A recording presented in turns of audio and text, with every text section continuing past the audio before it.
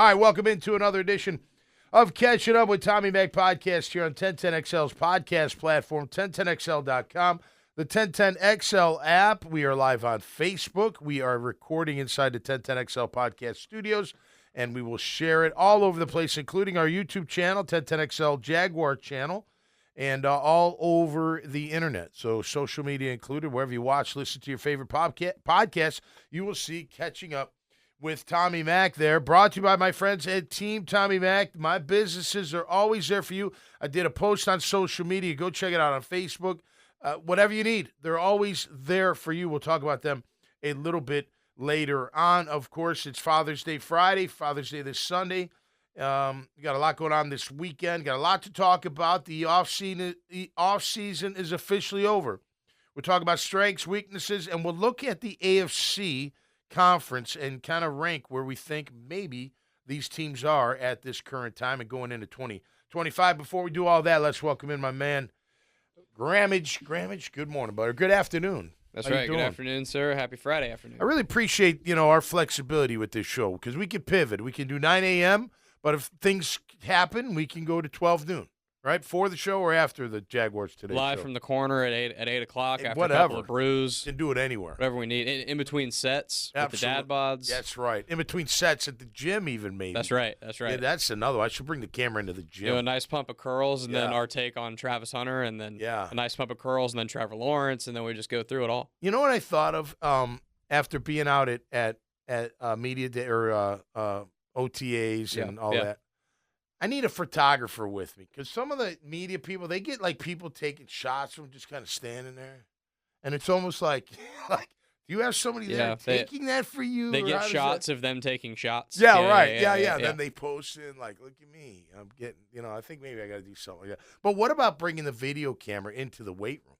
Would you like to see a workout with Tommy Mac, like how Tommy Mac lifts weights, like gets after it? Would that be compelling enough? It's got to be in bite-sized clips. Okay. Like I think like a 45-minute thing would be too long, but like a 30. The banter would be funny though, because I can be somewhat funny at times. Like a 30-second to 60-second thing of you like doing something. Something, yeah. I think that would play. Okay. It's got to be bite-sized. That's how people consume content these days, other than like podcasts. No, right. Absolutely.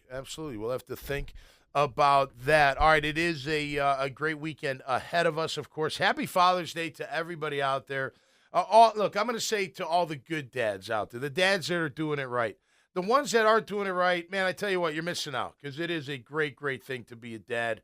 And nothing like one of my favorite things about being a dad is how my girls have gone from I'm still dad, but we're also becoming really good friends at the same time. Like you're supposed to be. The circle of life, if you will. Adult parents are supposed to be friends. Yeah, exactly. And it's absolutely great. And look, I was great friends with my parents. Still am with my mother.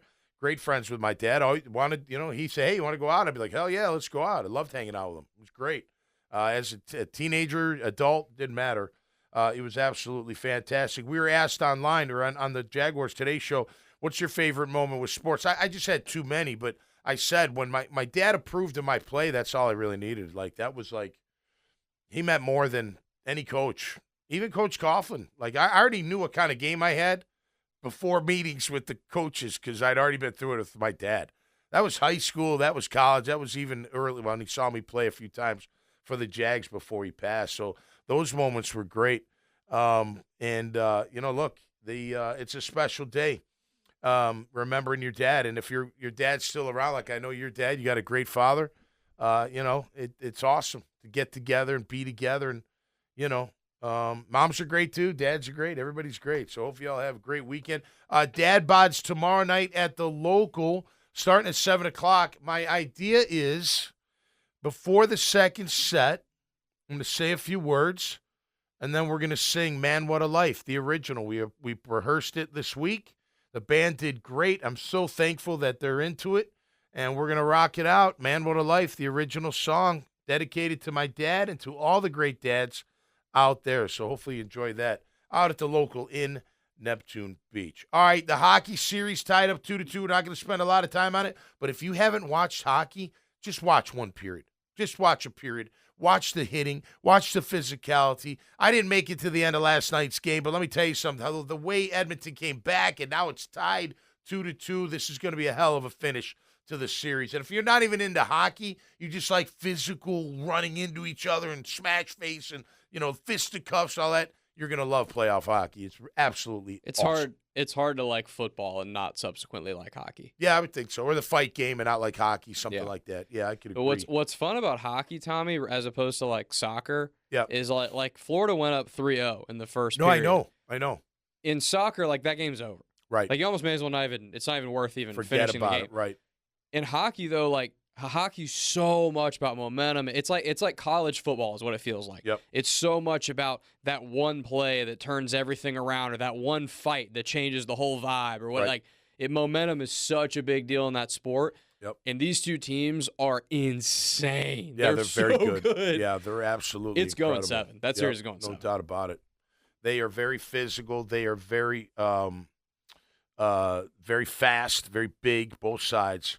We're getting a terrible internet connection here. Don't know what's going on, but apologize for that. You'll have to see it on YouTube when we put it together.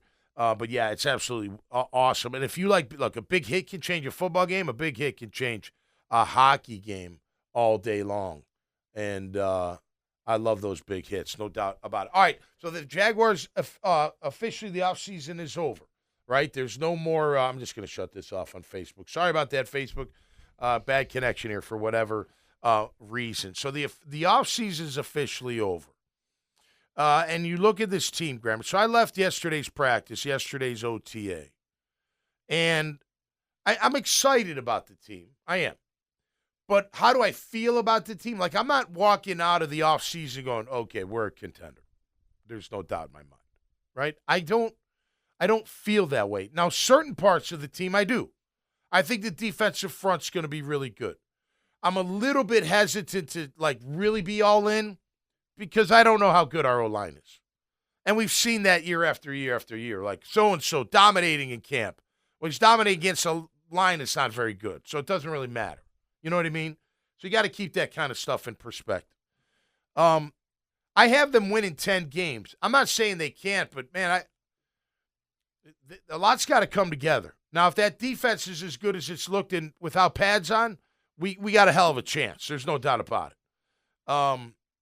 But we know what it comes down to. It's going to come down to number 16 and running the offense efficiently and not making mistakes. We'll see how that works out. They got plenty of weapons.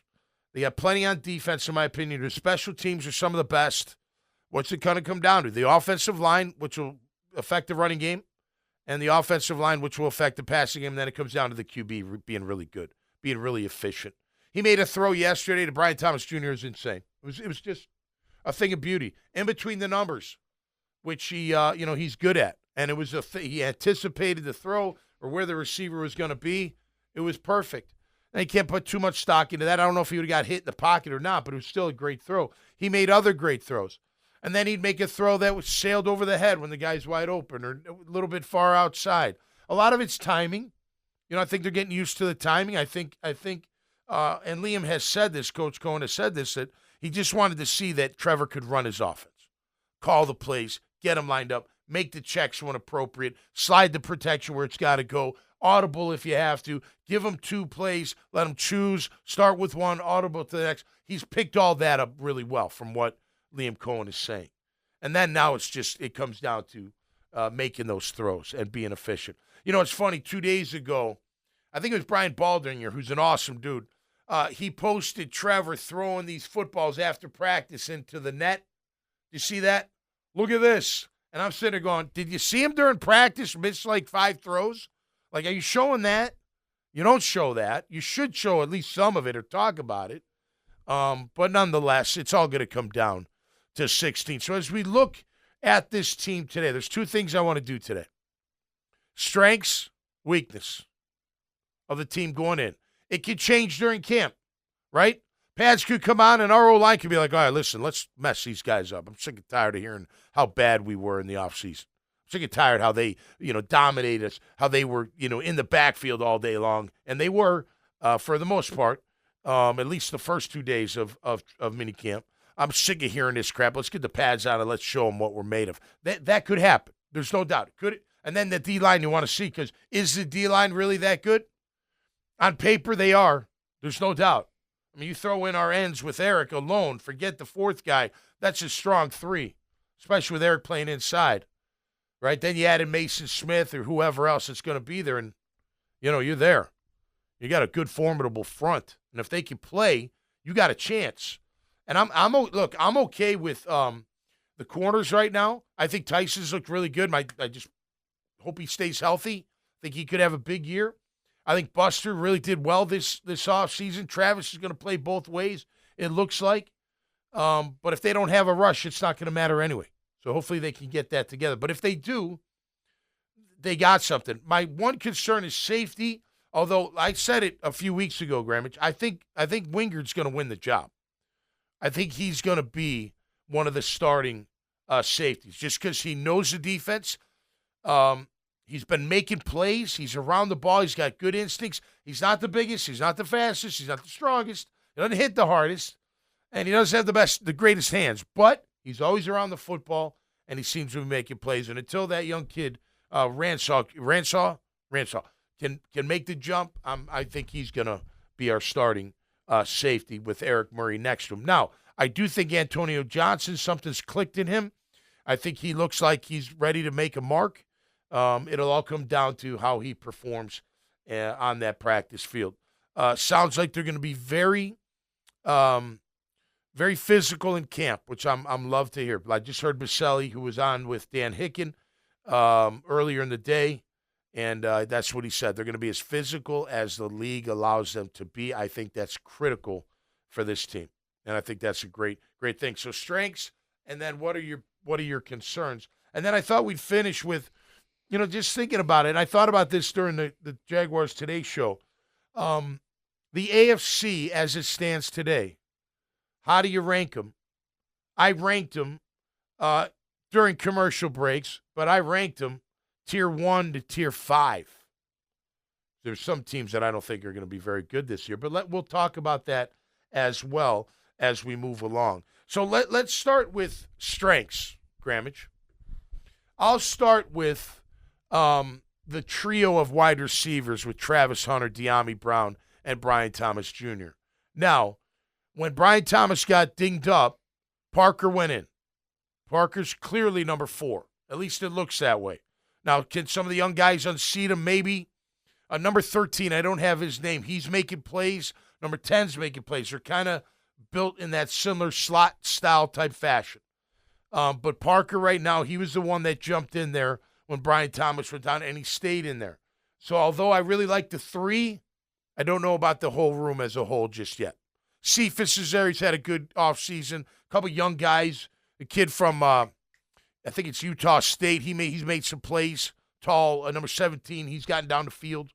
So I like the starters. I like that trio after that. And I do like Parker. I think Parker improved from year 1 to year 2. I want to see year 3.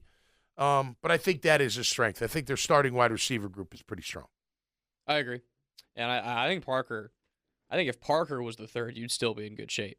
So I think Parker as your 4. Yeah. I think De'Ami Brown is going to be one of the, not locally because the Jaguars signed him and, people are out there. I think nationally it's going to be one of the more underrated free agent signings of this class. Yep. And then I think you obviously throw out how explosive we expect Travis Hunter to be. Brian Thomas Jr. He's Jamar Chase, Justin Jefferson level, in my opinion. Yeah, I think you're arguably 4 deep at receiver. Well, the only thing I would, and I'm not trying to knock Parker because I do like Parker, but he don't have that top of the line speed that the other 3 have. Yeah, I agree with that. Those 3 guys are wicked fast. I mean, De'Ami Brown can fly. We know Travis, he just runs so smooth and fast. And then Brian Thomas, he's a speed demon. I mean, you got some real speed. You get the ball into their hands. And I don't mean just quick screens. I mean little slants, digs, whatever. You get them crossing over deep routes, down the field, post routes. You're gonna have some great success. Do you remember last year, Tommy, against the Texans, the game that was here when Trevor got banged by Al-Shire and the big fight? It was that same game. They gave an end around to Brian Thomas Jr. Yep. And he got a little bit of a crease going from left to right. Yep. And I remember thinking, okay, that's open. He's going to get 10 to 15 yards. There was a corner and a safety that had an angle on him that he just torched. Yep. So that 10 to 15 turned into it was like a 55-yard gain or something like that. Yep. Because but that's what you're talking about. Yep. And you talked about last week, De'Ami Brown got 2 end arounds where just nobody could catch. Couldn't catch him. You got 3 guys that we think can go down the field and get it as well. But you talk about dudes in open space that keep corners and safeties up at night. You've got dudes on this roster that are going to get yak all day. Absolutely. Well, go back to Rams receivers. Go back to Tampa's. That's what they do, right? The Godwins of the world, the Cups, the Pakuas. Mike Evans more down the field, but still go over the middle as well. You know what I mean? So we've got some players to make some plays. I'll tell you, I'm going to add a strength is Brenton Strange. He looks good, man. He looks really good. And I've always liked him, and I've never understood why they never used him more. Now, Grant, I know Evan was here, and it sounds like Evan's looking pretty good in a Bronco uniform, I guess. They're playing him at receiver some, playing a little hybrid, I saw. But even when Evan was here, who was very good, don't get me wrong, they'd go one play to Brenton, and he'd break a tackle, he'd make a great catch, he'd get 20 yards, and never see him again. You're like, what are you doing? Like, how do you not go back to the kid? I think he's poised for a really good year. It felt like the first guy never tackled Brenton Strange. No, right. Break every first tackle. Yeah. I agree. Yeah. He's tough to break. He's a big guy. He's not little, man. He's a big guy with great athleticism. So I think he's going to be interesting. I don't know about the other guys, Munt, and I know Hunter Long just from BC. I want to see them blocking. That's another group I want to see come off the ball with pads on and see how they're going to be able to block. Running back, I think it's his strength. But I want to see more because, again, we're not bad. Everyone's making a big deal out of Tootin. So Tootin got a handoff yesterday. Granted, nobody's hitting him. They touch him up. He gets, he gets through the line, and then he takes off and shows his speed. Nobody was chasing him. He just wanted to take it to the house, I guess, and he looked really fast. So I know everyone's like, oh, my gosh, he's so fast. And I'm like, he is. That's fast, but I don't think anybody else was really trying to, run him down or anything. Not that they could. I don't know if they can, but he did look wicked fast, so he can get out and open. Tankins looked really good. And again, my only concern with those two is 2 things: holding on to the ball and blitz pickup. Being able to pick up that blitzer. I was talking to Lageman on the sidelines. LaQuint Allen. Yeah, he's tough. They From, say they Cuse, can't, right? They can't wait. Yeah, they can't wait to see him pass block. So supposedly he's a really tough individual, and he looks fast. He's got some speed to him, no question about that. So, look, again, any 4 of those 4 guys, they should be frothing at the mouth to either be the guy or make the team. Like, you got a legitimate shot to do either one of those. But on offense, and then look, Trevor, he's not a weakness, and he is somewhat of a strength, but he needs to be more of a consistent strength. And, it's interesting. I'm not going to name names, but just talking to everybody on the sidelines and around and, all the media, and it's so funny. Like, now you hear it all comes down to Trevor. Well, it's up to 16. 16's got to be better. We've been saying that for 2 years, but everyone's like, no, it ain't Trevor. It ain't Trevor. Like, no, it's everyone else. It's everyone else. But now the rhetoric has changed. Everything has changed because they've come to realization that, look, he does have plenty of talent, does have plenty of upside, does have plenty of potential, but he hasn't reached it consistently enough. So hopefully this is the year, right? This is the one, and it keeps moving on from here. It just clicks. It just clicks, and maybe it will. So I'll give him the strength side of things, but I'll tell you right now, if I'm picking strengths, he's not number 1 for me. I'd go wide receiver number 1 right now. Going strength and weakness is it's super black and white. Trevor's in a gray. He's in a gray. Yeah, I agree with that. Good call. It could go either way. 1 year could change the whole thing. It flipped the script in 1 year. It has done that. He has gone both ways. Absolutely. Well, they don't a lot of them. Yeah. I mean, look at Stroud going into last year, the darling, fawning over him midway through the year, like this guy stinks. Right? And then he came on stronger towards the end. He played a little bit better, but it can happen like that. This year going in, everyone's like, well, we don't know. What we get in the first year, we get in the second. What are we getting out of C.J. Stroud? But that's the quarterback position. Year 5, you should know one way or the other, but we don't yet, which is interesting if you think about it. The thing about someone like Stroud or someone like Trevor or someone like Jaden Daniels or any of these guys that were drafted really high. Yep. The minute they were drafted, the entire especially to franchises that have been losing, right? The Texans, the Commanders, the Jaguars all fall into that category. Yep. The minute those guys are drafted, the entire fan base is like, this guy is going to bring us to pastures we have not seen. This guy is going to elevate the ceiling to a ceiling we haven't seen. We've been in misery for years because we can never get out of our own way, right? Right. So if that doesn't happen for any reason, and even if by it doesn't happen, that means they struggle for 4 or 5 weeks. Yep. The fan base is going to do anything other than make it that guy's fault. And in a team sport, you can do that. Right. Right? In a team sport, you can make an argument.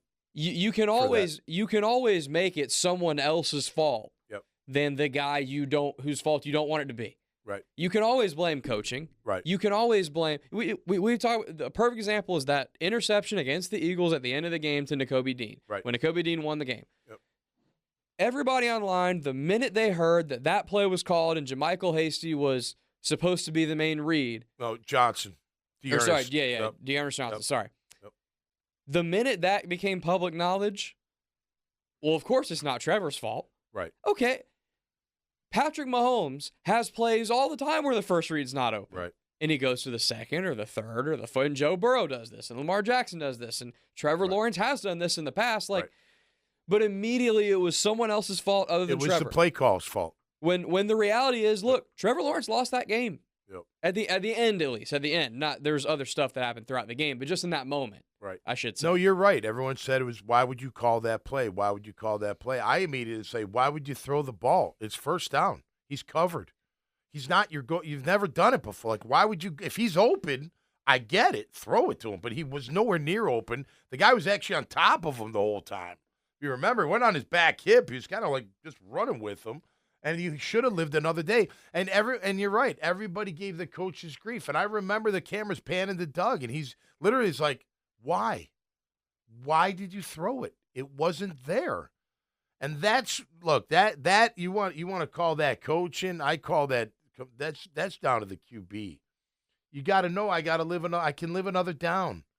I can run a little. I could get 3-4 yards. I could throw it away. I could look at someone else. Maybe somebody else is open. Why do I have to force that throw? There are others, and then there are other good ones. And I was like, well, what about the good ones? Okay, right. So it's just got to be more consistent. And that awareness is huge. That QB awareness is like that. Okay, I don't have to force it. I don't have to force this. It's not do or die time yet. I got plenty of time. It's only first down, and we're marching in. So it's not there. Let's figure something out.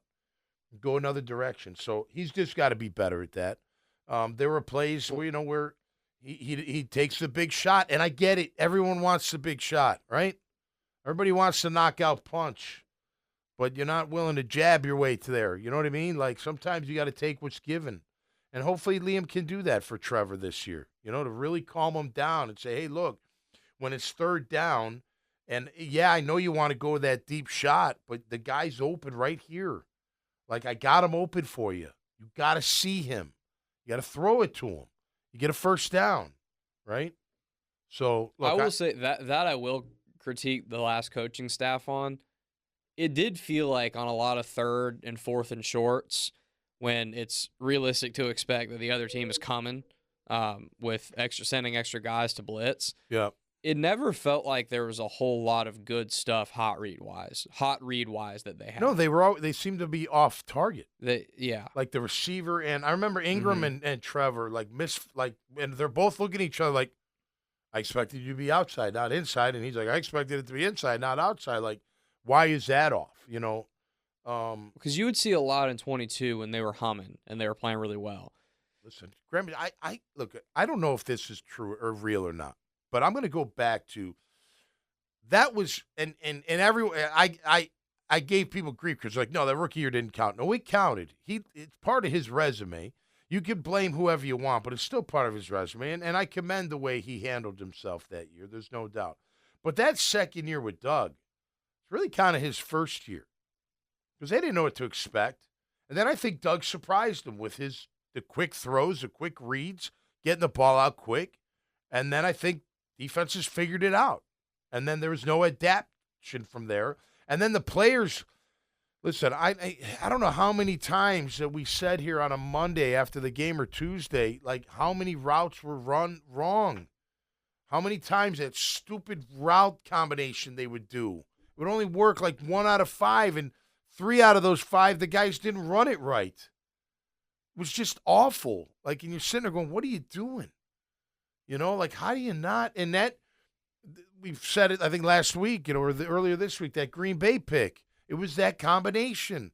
And he's anticipating the guy to be there. Well, the guy didn't run off the safety, and the safety was the one that was there, and he picked the pass off.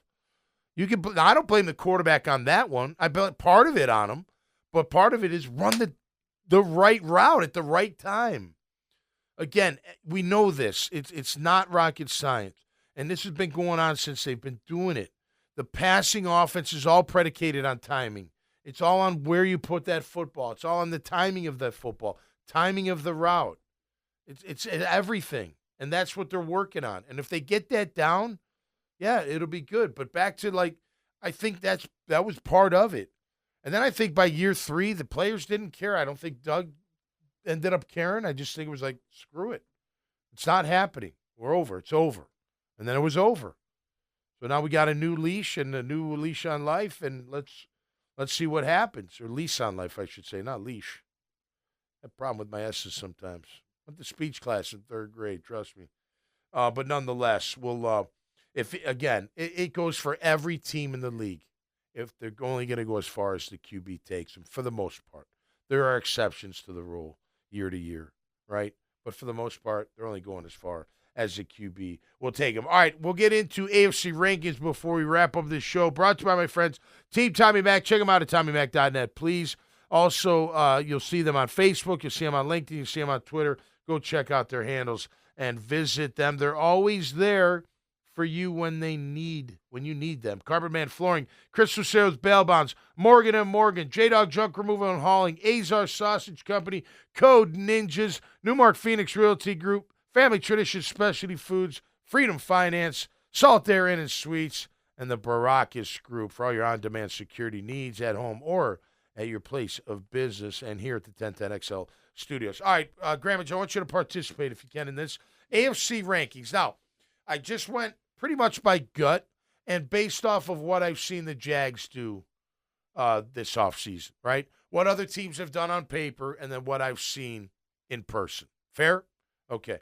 So I broke them in 5 tiers. First tier has 3 teams. I'm sure you could pick them. Second tier has 2. Third has 3.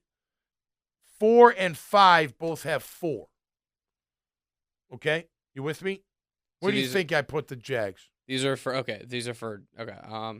Just AFC. Yeah. Let me give you the bottom 4, in my opinion.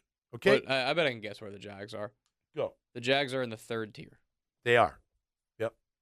Okay. So the worst ones I have, the bottom tier, tier 5. Colts, Indy, Browns, and Tennessee. Wait, you said Colts and then Indy. Oh, I did.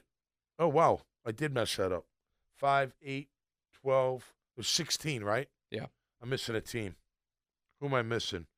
Steelers? Oh, I'm missing the Steelers. Okay, I didn't put the Steelers in there. I'm going to put the Steelers. They're probably in 4. Yeah, I'm going to say 4. Yeah, sorry about that. All right, so bottom 3, Colts, Browns, Titans. Okay? Tier 4, Dolphins, Pats, Raiders, Jets, Steelers. Dolphins, Pats, Raiders. Now, Jets, here's the caveat on some of these teams. Jets got a good defense. They got a new head coach. They got a good O-line. What if they got a good running back?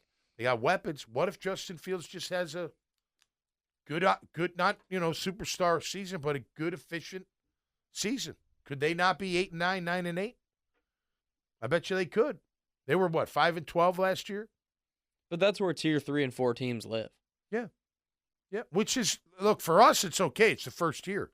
For the Jets, it would be okay. It's the first year with Aaron Glenn, right? Kind of the same type of thing. But I got us ahead of the Jets. Like the Raiders. What if it comes together for Pete Carroll, right?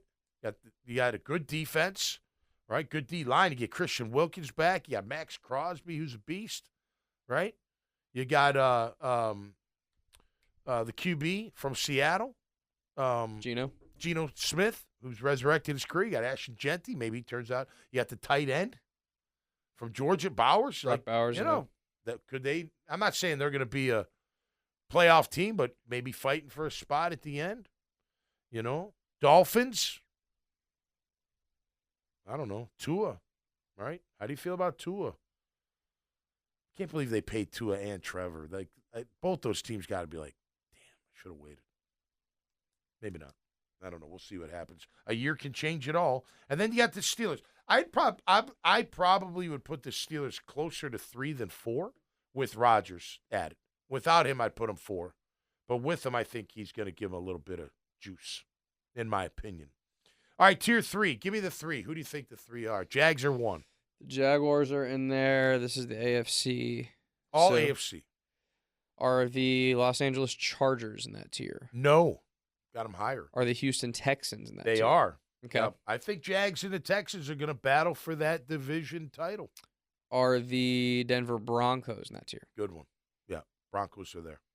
And they're going to That be was 2 out of 3. That was not bad. Good job, man. Good job. And I think the Jags and the Texans are going to make a run for the title in the South. And I think the Broncos are going to be a wild card. They're not going to – obviously, they got a ridiculously tough division. All right, give me tier 1. I only have 3 teams. There's 3 teams in tier 1, the Chiefs and the Bills and the Ravens. Good. This was pretty easy, wasn't it? The tier 1 of the AFC is not too hard. That's pretty easy, yeah. And I kept the Bengals and the Chargers in tier 2. I don't know if the Bengals are in tier 2, man. Nope. I think that what we talked about with the Bengals in 21 and 22 and even 23 is coming to fruition now. At some point, they were going to have to pay the piper on all these guys. Yeah. And they've paid Joe Burrow. They've paid Jamar Chase. They've paid T. Higgins. They're probably not going to be able to keep Trey Hendrickson around. Well, they got rid of the one linebacker, I think, to hopefully move some Jermaine Pratt. He got picked up right away by the Raiders. Yep, they lost Jermaine Pratt, who is a really solid player for them on an already bad defense. Yeah. And Shamar Stewart, their first-round draft pick, they can't figure out a contract. So, their defense was already bad. Yeah. You're telling me Jermaine Pratt's gone. You're telling me Trey Hendrickson might be gone. You're telling me Shamar Stewart might be gone. If Hendrickson's gone, that's going to really hurt him. They were already with Hendrickson. They were giving up 40 points a game. Yeah. I don't think they're as good. And I get Joe Burrow takes them a long way. When you have an Burrow elite carried that team last year for sure, and that's fair. When you have an elite premier quarterback like that, that'll take you a long way. It's just when they're giving up 35 plus a game. Okay, let me ask you this. Would you put the Jags ahead of the Bengals right now? They're about the same to me. They're the same. I think they're about the same. Even with the QBs? Yeah. Wow. Because, I think at this point. Burrow's no disrespect to Trevor. Burrow's head and shoulders above Trevor. But I'd rather have the entire other 52 on the Jaguars, I would say. Because. Well, their O-line and our line, we don't know. Their O-line's not very good. We don't know how good our O-line is. For me, it's more defensively. I expect. I think our defense is going to be good. I expect them to be substantially better without. Okay. I mean, let's call a spade, Tommy. Ryan Nielsen was the worst defensive coordinator in Jaguar history. I heard some stuff. I'm not going to repeat it, but it's just shocking that he even got the job. I heard some really weird things. Not weird like off the field weird, just inside, like the way he was, the way he just how Doug even hired him is what I got. Like, why would Doug hire that? It just made no sense whatsoever. Personnel-wise. But if I may, can I? Yeah, he got picked up right away, Nielsen. See, he's a defensive assistant for team up north. I want to say, no, not Pittsburgh, but he Minnesota maybe? Yeah, no, I can't remember, but he's already got a job. He's a defensive assistant, advisory, whatever, for some team. So that could just be somebody likes him. It's a fraternity, hire our friends. Interesting. But I just heard stuff like, just like, man, really? Like, that just doesn't make a whole lot of sense, But he's not here for a reason. You don't win, you got to go. That's just the way it is. And then Caldwell the year before, he may have gotten a little bit of a bad rap, but at the end of the day, you're not doing anything on defense if you can't consistently pressure the QB. You're just not. I'm sorry. It's hard. It's hard to defend the passing game, especially against a really good quarterback and a really good offense. Yeah. You know what I mean? Yep. It's very difficult. So let me ask you this. So what about the Chargers? I think they're going to be good this year. I think they're going to be good too. Harbaugh's a great coach. I like He's the gonna supporting. have them ready. I like the supporting cast better. I like the coach better. Yeah. I like the toughness they're going to have because Harbaugh was the perfect hire for them. Without a doubt. The perfect hire. Yep. And I think they're going to they're not going to win the division because the Chiefs are. Right. But those two Chiefs-Chargers games are going to be tougher than they've been. Yeah. I think a lot of times in years past. Interesting. I think Chargers in tier 2 by themselves? Yeah. Where do you put the Chargers, Bengals, Jags? Give me that ranking. Today. We don't, we're just going by today. Chargers 1, Jaguars 2, Bengals 3. Okay. That's what I would do. I just think with Burrow, I'm going to go ahead with Burrow in that regard. But you may be right there. The good thing is, Jag fans, is 7 get in. So right now, in they're top 8 because I have 8 teams through tier 3. So that's a good thing. We're vying for the playoffs. We're gonna be in position to make a playoff run, and that's gravy for me. All I really want is to double the wins, and I'll think it's successful. So 8 wins. Depending on how you finish. If you get off strong and you crap down your leg and then it's like we've seen, I'm not going to like that. Like if you start off and then you lose the last 5 and you know what I mean, then I'm not going to be that excited. But if you double your wins and the losses are like right there, you didn't get blown out, you're playing better in December than you were in September, and maybe you don't get that 9th win to get in, but you still feel really good about the year, and then next year is where we expect 11. You know what I mean? Like, gravy to me is 9 or better because you got a shot at the wild card at 9, without a doubt. Now, it's not a guarantee, but 10 gets you in for sure, at least as a wild card. Yeah. So can they get there? I don't know. I got to see more. And look, I don't mean this isn't a shot at anybody. I'm very excited about the year and all that. But when I left yesterday, I was like, man, I really don't know how I feel about them. I don't feel like this is like I didn't walk out going, this is a contender right here. These guys, oh man, they're sharp. They're looking good. Certain things are looking good. Like I said, the defensive front looks good. Part of the secondary looks good. Linebackers look fine. There are good the receivers. Trevor's having his moments. Mullins has his moments, that type of thing. But I'm not walking away going like, holy cow. And by the way, I don't walk away looking at Travis Hunter and I think he looks like an NFL rookie, making his way through. I hope he's as fantastic as everyone's hoping for, and I think he's got the skills to do that, but that doesn't mean everything. You know what I mean? So I'm not in awe or wow. He made the one play that I wasn't there for that went viral. The one 2 days ago when he was playing I didn't even know he was playing defense. He wasn't on the first team, and maybe they didn't go his way, but I didn't see him do anything, so I didn't really, Yeah. And you know how I feel? I want him to just score touchdowns because I think that trio is going to be ridiculously hard to stop. I do too. Ridiculously hard because they got all the speed in the world, and if you get the run game, you protect the QB, and then you throw that speed in, that's going to be a hell of an offense.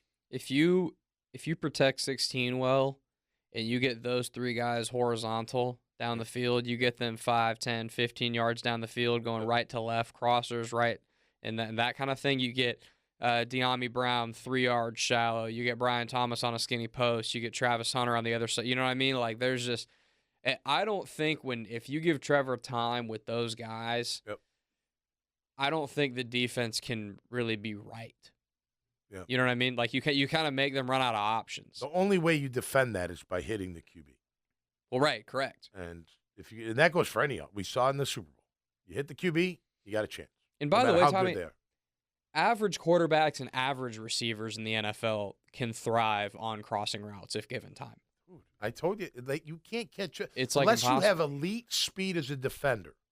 It's so hard to catch up to a crosser. It's so hard to stay on his hip.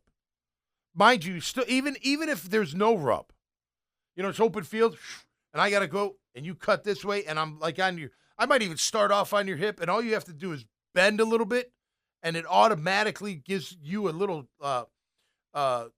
distance from me. I got to make that up. And if the quarterback puts it out front, you're never going to stop the pass. Now, you may dive at his legs and stop him for minimal gain, but you better be close enough to the receiver when he makes the catch or forget about it. And by the way, there ain't many DBs that are going to be able to keep up with the trio of speed that we have in that instance. It's very, very hard to defend in open field with guys like that. There's going to be, on any given play, too much real estate that those guys can accumulate by being so fast that, again, I just don't think the defense can be right on a regular basis. Like, okay, sweet. You bracketed Brian Thomas Jr. because you worry about him taking the top off. Right. And maybe you dedicated your fastest or maybe your best corner or whatever you want to do to Travis Hunter. Yep. All right, well, then that's the De'Ami Brown 10 catches, 110 yards game. Yeah. Well, I'll tell you but this. You got to protect 16. You don't protect 16, this all falls apart. Well, if I'm a D coordinator, I'm attacking 16. Oh, yeah. I'm making him make quick decisions. That's what I would do. Even in year 5, I would be a little – I'm scared of the receivers because of their speed. But I would take my chances blitzing against Trevor as much as I could. And you're testing if he and Brenton Strange are on the same page for a hot read for 3 yards when you're, you know what I mean? Where's he going with the ball? Where's he going? And it's not just about 16 in that instance too. By the way, you're testing. You saw on film that last year Travis Etienne can't pick up a pass. No, not good enough. Pass protection. Right. Or Tank Bigsby will struggle with that or whatever. So. 16 is certainly a big part of it because you're making him think on his feet really quickly. And it's also these other guys, man. It's also, is Anton Harrison going to make sure he's getting to that defensive end?